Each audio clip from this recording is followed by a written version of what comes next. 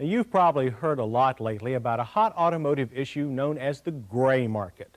What exactly are gray market cars? Well, they're usually expensive models imported by someone other than a franchise dealer or distributor. The cars are modified to bring them up to U.S. emission and safety standards. Now, 48,000 were imported last year, and most were models already being sold by authorized dealers. Because of the strength of the dollar, these cars can be imported and converted for less than the cost of a dealer car. But at least 20% of the gray market are models you can only get through these independent importers. Now, some groups are trying to outlaw the gray market, so we set out to find the black and the white of the issue. Firms that federalize gray market cars come in all shapes and sizes, and we've come to one of the largest, Fairway Environmental Engineering in Torrance, California, to see how it's done. Fairway is recognized by the Environmental Protection Agency and in fact is staffed by some former EPA employees, so they're not exactly working in a gray area. One of their largest current clients is Mike Parmakian and his Centennial Import Motor Company of Boulder, Colorado. He imports Renault A310 GTs and R5 turbos. The first step towards U.S. certification for one of these gray models is to modify the engine. If the car can't be brought up to U.S. emission standards, then there's no point in doing anything with other components. Fairway modifies engines with prefabricated parts. Now, these aren't the rig-as-you-go variety components.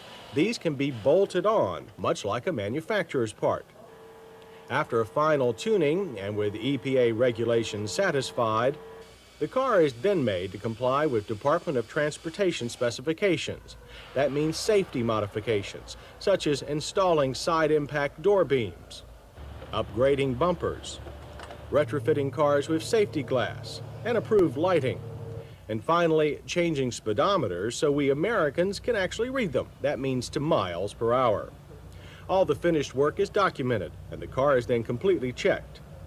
Okay, everything seems to be on the up and up here, so what's the problem? Well, first, some converters don't do their work as thoroughly, and then there are others that don't do their work at all.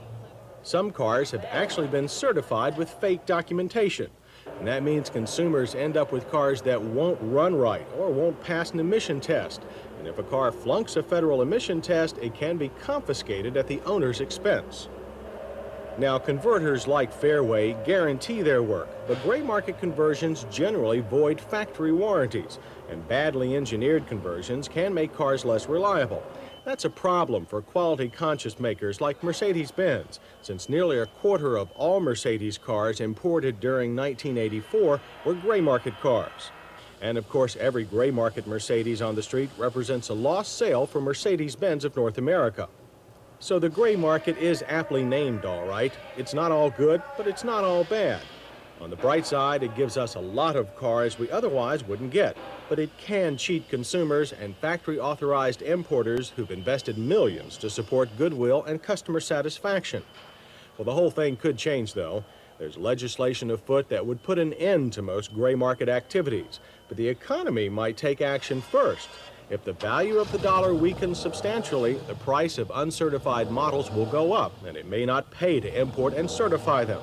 So maybe unique cars like Centennial's Renaults will be spared. We hope so. But even if they are, you can bet that in the future, buying any interesting gray market car will end up costing you a lot more green.